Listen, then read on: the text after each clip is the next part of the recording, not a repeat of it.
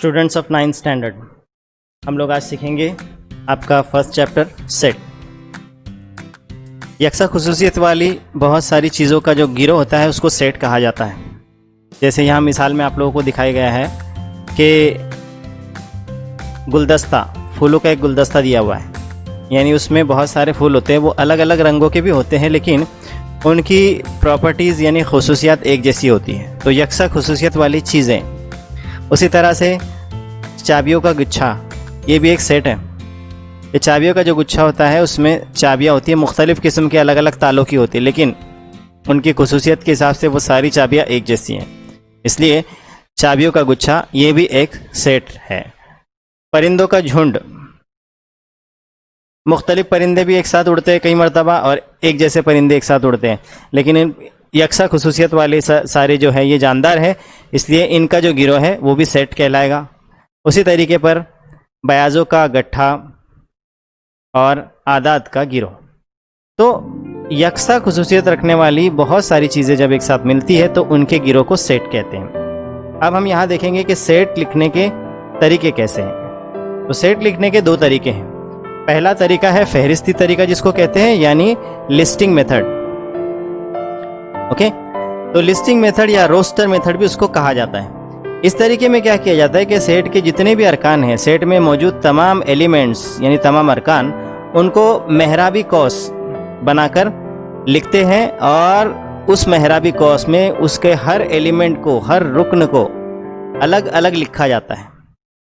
और उनको अलग बताने के लिए दो अरकान के दरमियान में, यानी जो दो अरकान हैं बाजू बाजू वाले यानी मत्सल अरकान, तो उनके दरमियान में क्या किया जाता है, उनके दरमियान में कॉमा लगाया जाता है। ठीक है, तो ये है सेट को लिखने का तरीका। अब उसके अंदर कुछ और बातें हैं जो हम देखेंगे कि सेट जो है उसमें अरकान की तरतीब को कोई अहमियत नहीं होती। यहाँ पर देखो एक पॉइंट दिया हुआ है आप लोगों को, इसमें आपको दिया गया है कि इसमें अरकान की जो तरतीब है उसको कोई भी अहमियत नहीं दी हुई है।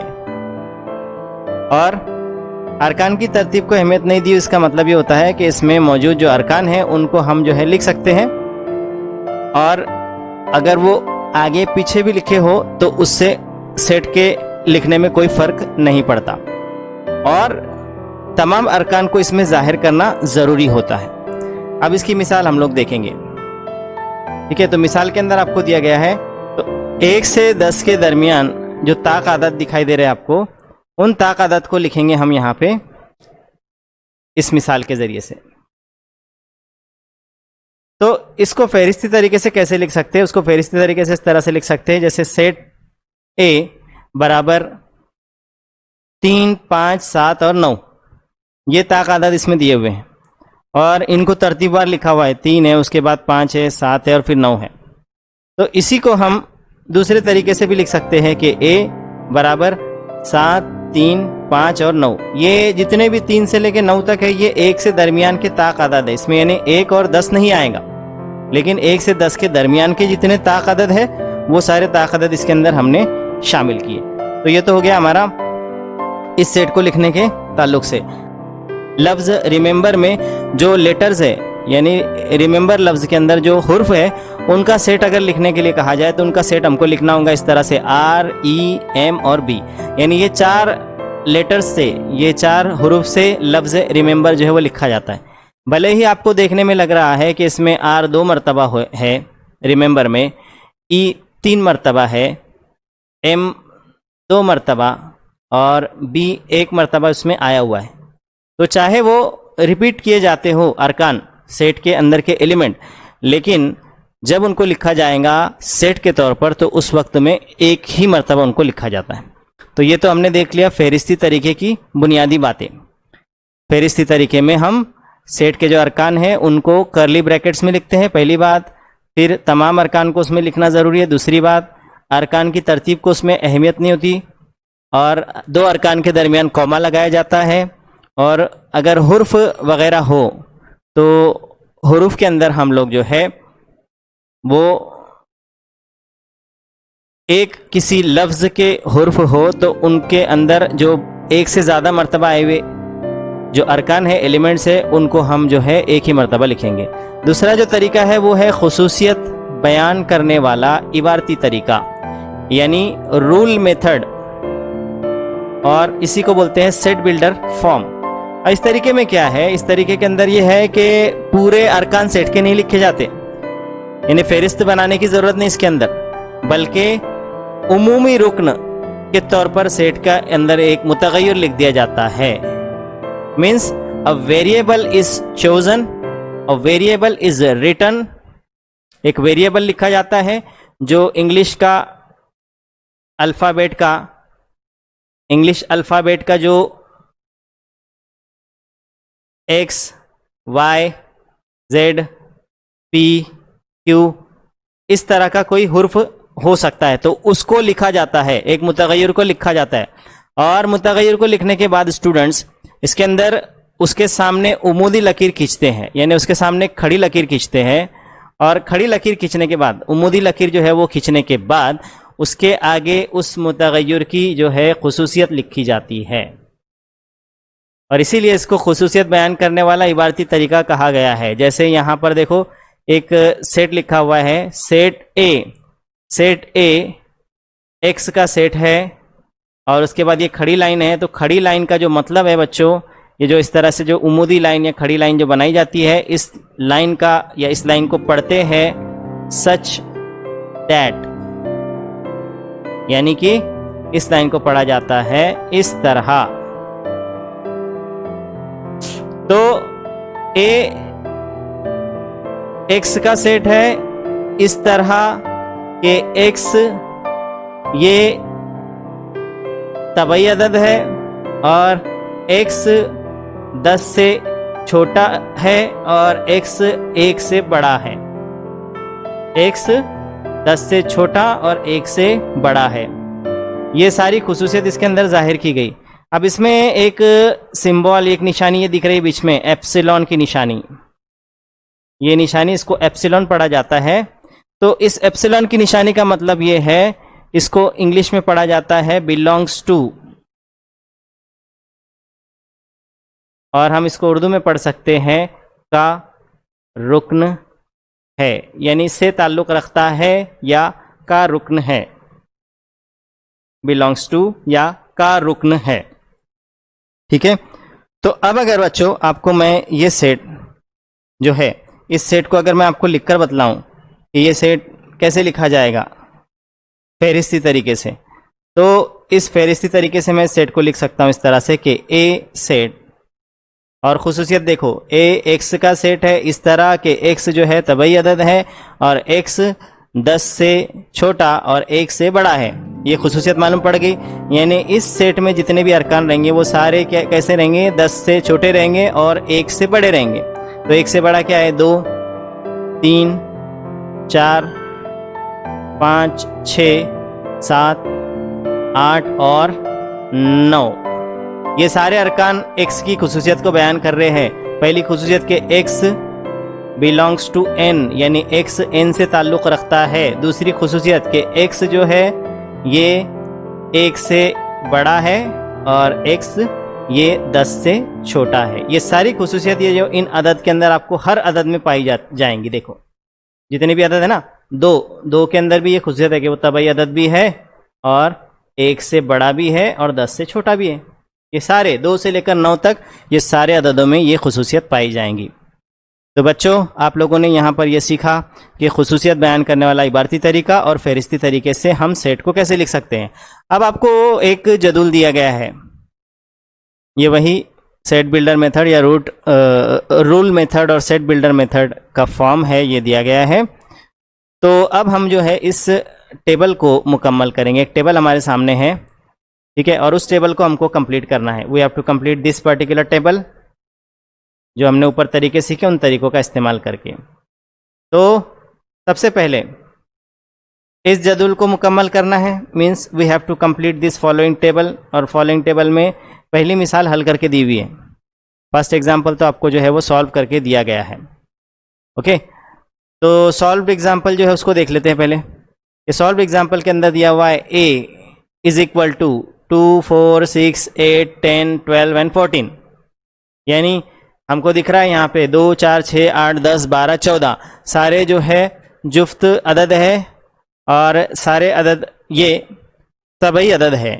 पहली चीज़ कि तबई अदद है, दूसरी चीज़ कि तबई अदद होने के साथ सभी जो है वो जुफ्त अदद है, यानी कि इवन नंबर्स हैं। तो उसको खुसूसियत वाले इबारती तरीके से कैसा लिखा गया है, ए एक्स का सेट है इस तरह के एक्स ये 15 से छोटा जुफ्त तबई अदद है। 15 से छोटा लफ्ज़ इस्तेमाल कर दिया गया, मतलब 14 उसमें आ गया, और फिर 2 से लेकर 14 तक ये सारे अदद जो है इस खुसूसियत के अंदर शामिल हो गए। वही यहाँ पे लिखा हुआ देखो, बिल्कुल इस जदुल के अंदर भी वही दिया गया है कि ये सेट दिया हुआ है ए 2 4 6 8 से लेकर 14 तक, और फिर उसको देखो कैसे लिखा गया, A is the set of x such that x is an even natural number less than 15, है ना। एक्स जो है ये इवन नेचुरल नंबर है और 15 से छोटा है। नाउ साइमल्टेनियसली हम जो है जदुल के अंदर के सवालात को एक एक करके हल करने वाले हैं। तो अब यहाँ पे देखते हैं हम 2 नंबर का set B. Set B is equal to, set B जो है ये एक्स का सेट है इस तरह के एक्स ये 1 से 20 के दरमियान कामिल मुरब्बा अदद है। अब हमको इसको फेरिस्ती तरीके से लिखना है। ये खुसूसियत यानी प्रॉपर्टी दे दी गई। अब इस प्रॉपर्टी का इस्तेमाल करके इसको हम लिखेंगे फेरिस्ती तरीके से। फेरिस्ती तरीके में लिखने के लिए क्या करना पड़ता, सेट का नाम लिखा जाएगा पहले, फिर उसके बाद करली ब्रैकेट बनाएंगे, और अब वो खुसूसियत जो सीधे हाथ तरफ यहाँ दी हुई है हमको, उस खुसूसियत का इस्तेमाल करेंगे, यूज़ करेंगे। तो क्या है खुसूसियत है, एक्स जो है यानी इस सेट के अंदर जितने भी अरकान रहेंगे वो कैसे रहेंगे, 1 से 20 के बीच में रहेंगे, और कामिल मुरब्बा यानी परफेक्ट स्क्वायर्स रहेंगे। तो सबसे पहला परफेक्ट स्क्वायर तो एक खुद है, 1 इंटू 1, 1 आंसर आता है। उसके बाद का परफेक्ट स्क्वायर 4 है, 2 2 जा 4, 2 दूनी 4। उसके बाद का परफेक्ट स्क्वायर है 9, 3 का पहाड़ा 3 तक पड़ा 9 आता है। उसके बाद का परफेक्ट स्क्वायर है 16, 4 का पहाड़ा 4 तक पड़े तो 16। इसके बाद भी परफेक्ट स्क्वायर्स है लेकिन वो 20 से आगे निकल जाते हैं, है ना, 20 से आगे निकल जाते हैं। तो इसलिए यहाँ पर हमको 16 तक आने के बाद ये जो करली ब्रैकेट है या जो ये हमारा मेहराबी कॉस है उसको बंद कर देना है, और अपना सेट जो ये मुकम्मल हो गया। ये बी 1 4 9 और 16 ये 1 से 20 के दरमियान कामिल मुरब्बा अदद है। सारे कामिल मुरब्बा अदद है और सभी 1 से 20 के दरमियान में आते हैं। ओके, अब उसके बाद अगला सेट देखेंगे हम, तो सेट सी है अगला सेट, और अगले सेट सी के अंदर आपको दिया हुआ है सी इज इक्वल टू AEIOU। ये आपको पता है कि ये इंग्लिश के यानी अंग्रेजी के वॉवेल्स है, ये वॉवेल साउंड्स बोलते ना, तो ये वॉवेल साउंड्स है अंग्रेजी के 5।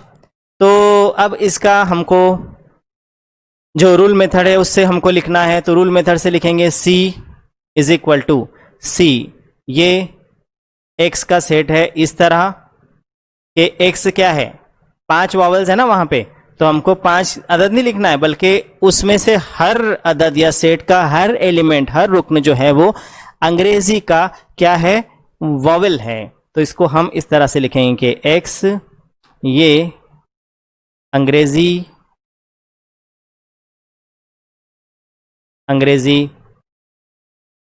हुर्फ तहज्जी यानी जिसको हम कहते हैं इंग्लिश अल्फ़ाबेट्स का एक वॉवेल है। ठीक है, इसके लिए मैं उर्दू में भी वॉवेल लफ्ज़ ही इस्तेमाल कर रहा हूं, तो वॉवेल है। ओके, तो एक्स ये अंग्रेजी हुर्फ तहज्जी का एक वॉवेल है, इसका मतलब कि सी सेट के अंदर सभी वॉवेल्स मौजूद है।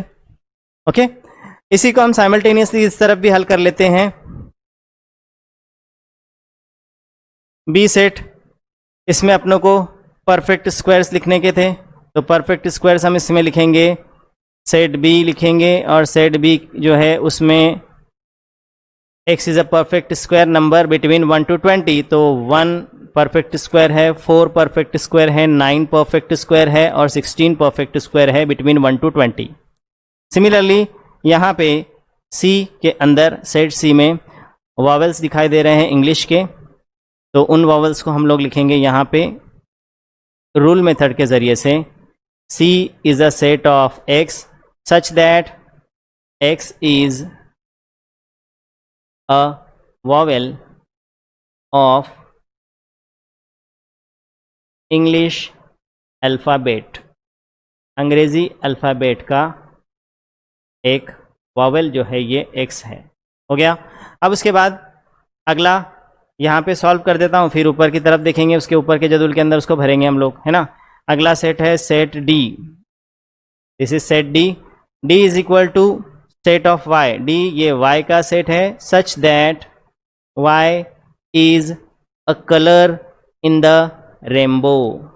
रेनबो के अंदर जो मौजूद कलर है आपको सबको पता है, 7 colours are there in the rainbow. So आप उसको लिखेंगे according to the listing method. Listing method से आप उसको लिखेंगे डी, ये सेट है, करली ब्रैकेट बनाएंगे और करली ब्रैकेट बनाने के बाद इज अ कलर लिखा है, मतलब इसमें सारे कलर्स रेनबो के अंदर जो होते हैं वो सारे मौजूद होंगे इसके अंदर। ओके, सो रेनबो में कलर्स होते हैं violet, indigo, okay, blue, then green, yellow, orange and red. यहाँ पे देखो जगह की थोड़ी सी कमी होने की वजह से हैंड रिटन कर रहा हूँ मैं, तो इसके लिए मैंने नीचे लिख दिया वो लाइंस। ओके, लेकिन आपको सीधा ही लिखना है सेट के अंदर। तो ये हो गया। उसके बाद अगला सेट है P. P is a set of x, P x का सेट है, सच दैट इस तरह कि x is N integer and x is less than -3, x is greater than +3। हाँ, इसमें क्या करना है, सेट बनाना है P, तो सेट लिखा P, और सेट P ये x का सेट है, और इस तरह सेट है x का ये कि x जो है ये -3 से बड़ा है और +3 से छोटा है। Okay, x is greater than -3 and x is less than +3, +3 से छोटा है और -3 से बड़ा है। तो -3 से बड़ा अगर आप देखेंगे तो -3 से बड़ा होता है -2, और -2 से लेकर हमको, आपको पता है ये नंबर लाइन पर कैसी तरतीब में होते हैं ये नंबर्स, तो आपको समझ में आ रहा है ये कि यहाँ से अपने को सीधे हाथ की तरफ जाना है +3 तक, है ना। तो -2 से बड़ा -1, -1 से बड़ा 0, 0 से बड़ा 1 और 1 से बड़ा 2, और ये 2 +3 से छोटा है, इसलिए यहाँ पर ही अपने ब्रैकेट को हम क्लोज कर देंगे, बंद कर देंगे। और इससे हमको समझ में आ रहा है कि ये जो पांचों नंबर्स है, this all 5 numbers have this property, उन पांचों नंबरों के अंदर जो है ये प्रॉपर्टी है कि दे आर लेस देन 3 और +3 and they are greater than -3। Okay, अब आखिरी वाला भी मैं यहीं पे कंप्लीट कर देता हूं कि set of m is equal to, ये नंबर्स दिए हुए देखो 1 है, 8 है, 27, 64, 125। अगर आप इनको गौर से देखेंगे तो आपको समझ में आएगा कि दीज आर द क्यूब्स, ये क्यूब्स है। ये देखो 1 का क्यूब आप निकालेंगे जवाब आता है 1, 2 का क्यूब आप निकालेंगे जवाब आता है 8, 3 का क्यूब आप निकालेंगे जवाब आता है 27, आप निकाल कर चेक कर सकते हैं। 4 का क्यूब होता है 64 एंड सो ऑन। 5 का क्यूब है, cube of 5 is 125, 3 times multiplication है इसके अंदर। तो क्या दिखाई दे रहा है, दिखाई दे रहा है कि यहाँ पे जो m is a set of cubes, और वो क्यूब्स किसके सेट है कि पॉजिटिव इंटीजर्स उनको हम कहेंगे, क्योंकि आपको पता है नेचुरल नंबर, होल नंबर्स, ये दोनों ही नंबरात जो है ये इंटीजर्स में शामिल है, सही आदत में शामिल है। तो सही आदत प्लस और माइनस दोनों टाइप के होते हैं, तो प्लस नंबर्स जो है पॉजिटिव नंबर्स के ये क्यूब्स है। तो इसलिए हम यहाँ पे लिखेंगे इनके बारे में, या इस सेट को हम इस तरह से लिखेंगे according to rule method.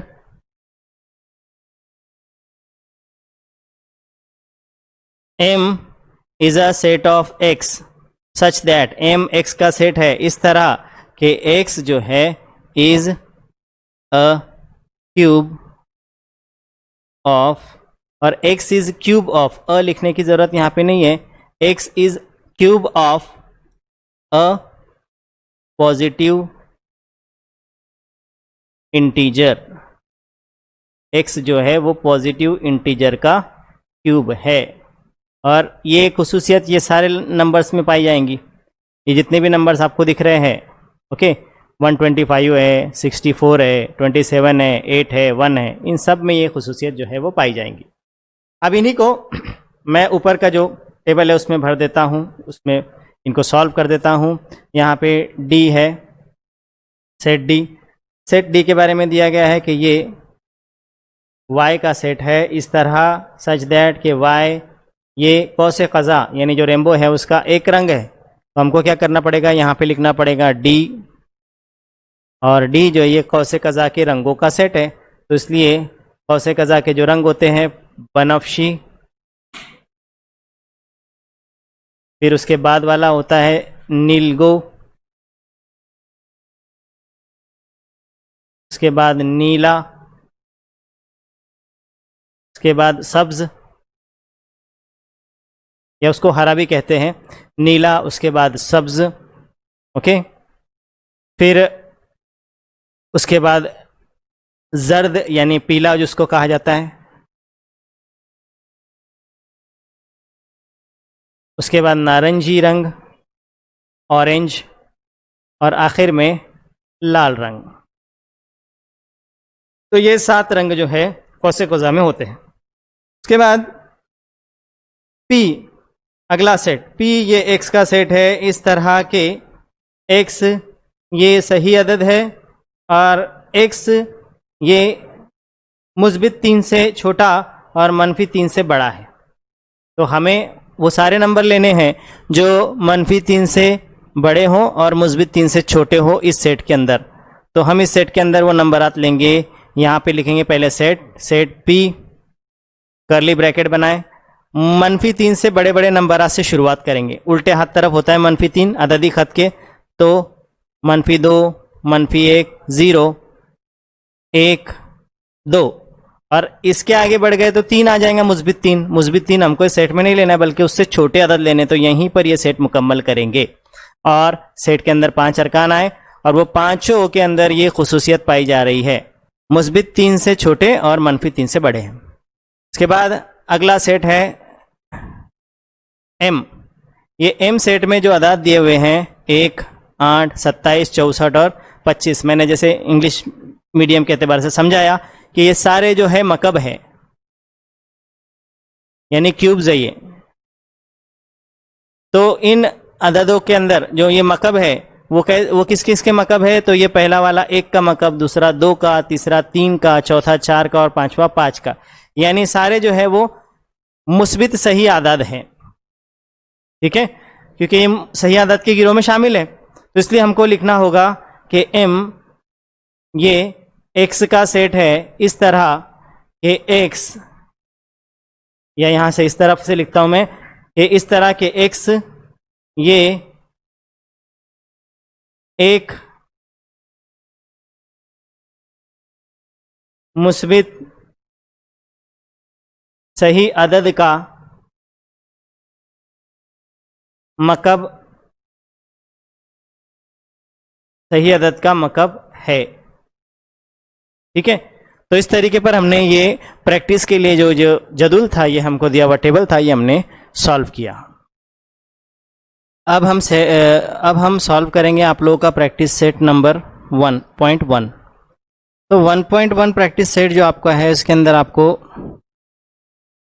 Questions दिए हुए हैं और उन क्वेश्चंस के आंसर या उनको आपको सॉल्व करना है। तो जैसे पहले में दिया हुआ है कि write the following sets in roster form, जो दिए हुए सेट्स हैं उनको रोस्टर फॉर्म में लिखना है, यानी झैल के जो सेट है या दर्ज झैल सेट फहरिस्ती तरीके से लिखना है। तो उसमें number 1 set of even natural numbers, set of even natural numbers लिखना है। तो आंसर्स मैं इधर लिखते चलता हूं उसके उसका आंसर ऑफ द फर्स्ट, पहले का आंसर। फिर इसी तरीके से लिखने के लिए आपको सेट को कोई कैपिटल लेटर इंग्लिश का उसका नाम देना होगा, तो सेट ऑफ ए या सेट ए, तो सेट ए बराबर इवन नेचुरल नंबर्स यानी जुफ्त तबई आदाद इसके अंदर लेने हैं। तो जुफ्त तबई आदाद किस तरह से लेंगे, 2 से शुरुआत होती है, 2, 4, 6, 8 और उसके बाद इस तरह से डैश डैश करके छोड़ देना है, क्योंकि तबई आदाद कहा गया है, तबई आदाद लामहदूद होते हैं, यानी जो नेचुरल नंबर्स है वो इनफाइनाइट होते हैं। तो आंसर नंबर 1 अपना यहाँ पे कंप्लीट हुआ, ये सेट ए 2, 4, 6 एंड 8।